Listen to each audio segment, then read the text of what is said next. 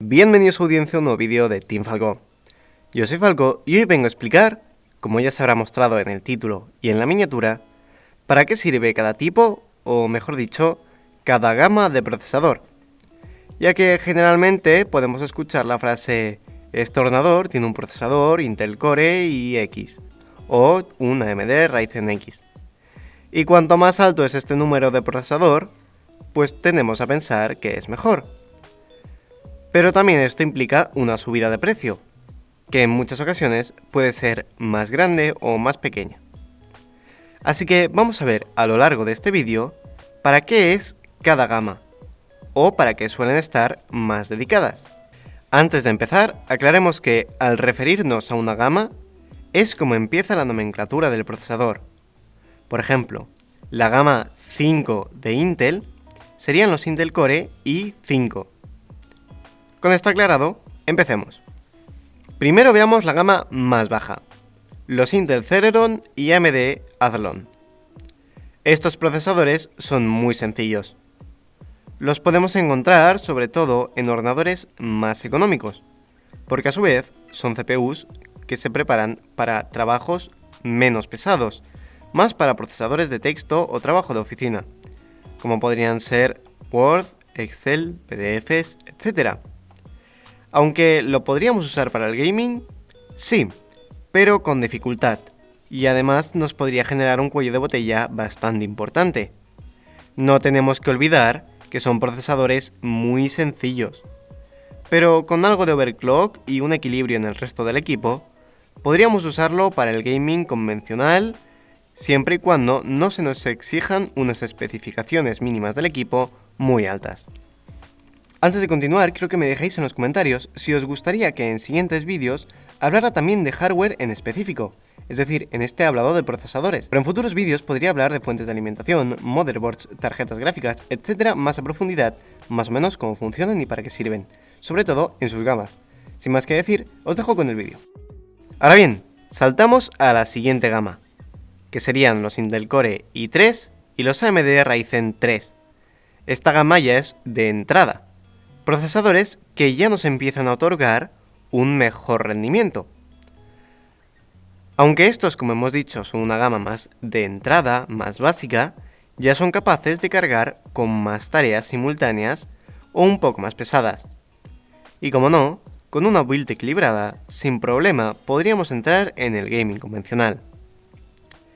Si quisiéramos algo que esté a un buen precio y que sea equilibrado en la gran mayoría de tareas, y como no, en algún que otro juego, estos procesadores no suelen ser una mala opción. Demos otro salto más. Ya dejamos atrás las gamas más bajas y nos centramos en las medias, que serían los Intel Core i5 y los AMD Ryzen 5. Procesadores que podríamos considerar más estándar, ya que se pueden usar en todo tipo de tareas. Y estos procesadores no tienen mucho problema en moverse entre programas más pesados, como hemos dicho, como podrían ser, por ejemplo, de animación, edición y demás similares que no se usen a nivel profesional. Además, que también son procesadores con los que podemos tener una muy buena experiencia en el campo del gaming. Sin problema alguno ni demasiado esfuerzo, estos procesadores tienen un muy buen rendimiento en aquello que se les pida.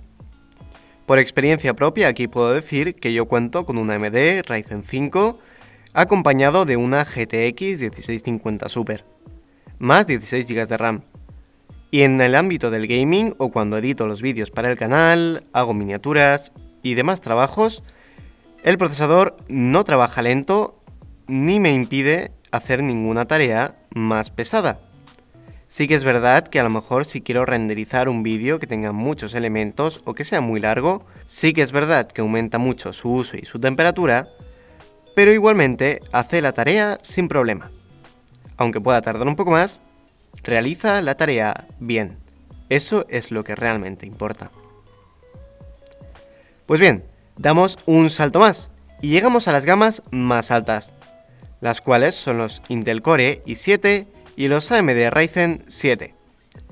Estas gamas más altas son una mejor opción, no solo para el gaming, sino para otro tipo de tareas más pesadas. tanto como podría ser el live streaming o retransmisiones en directo en español, o como la edición de vídeo a un nivel más profesional, con más elementos o programas más profesionales y elaborados, como podría ser ahora Adobe Premiere. La verdad no podemos decir mucho más de estos procesadores, ya que cumplen con todo su trabajo sin problema. Aunque tienen precios más elevados que los anteriores comentados, si queremos dedicar nuestro ordenador de manera más profesional a trabajos que requieran de una capacidad superior e importante de procesamiento, ya nos deberíamos decantar a partir de estas gamas. Demos un salto más, y aquí llegamos a la penúltima escala de la gama de Ryzen, pero la última de Intel para el uso doméstico. Las gamas más entusiastas de procesadores, que son tan buenos como toda la gente que está suscrita a este canal.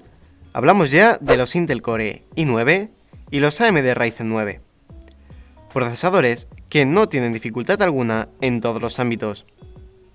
De hecho, en el caso de Intel, estos procesadores son su tope de gama. Aunque ojo, al ser tan potentes, también son muy calientes. Así que si los vamos a forzar mucho, tienen que tener un buen enfriamiento para poder seguir trabajando en buenas condiciones.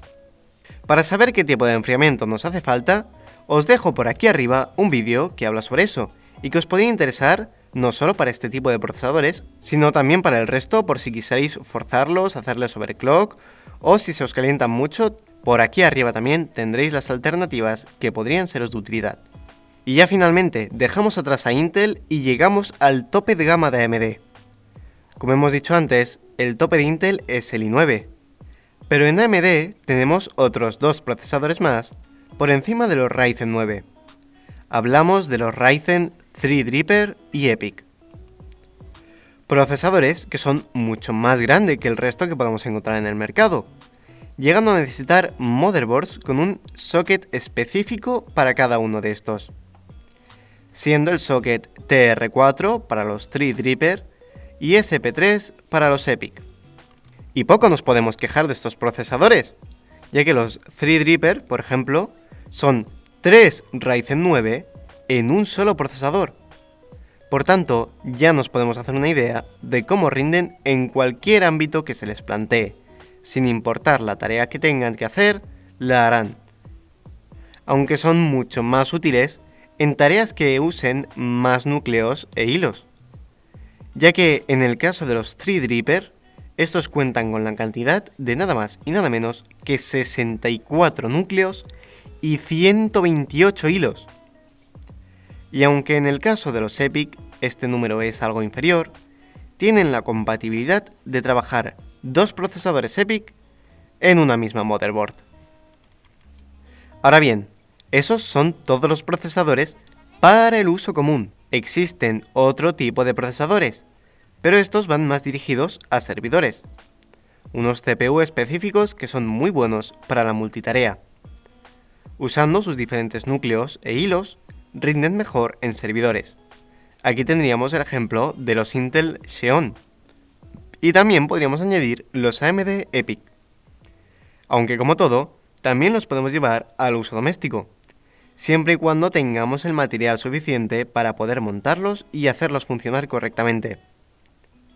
Ya que al tener un socket específico y tamaños más grandes, en el caso de los EPYC por ejemplo, tenemos que contar con una disipación que alcance todo el procesador y que sea capaz de mantener sus temperaturas lo más bajas posibles.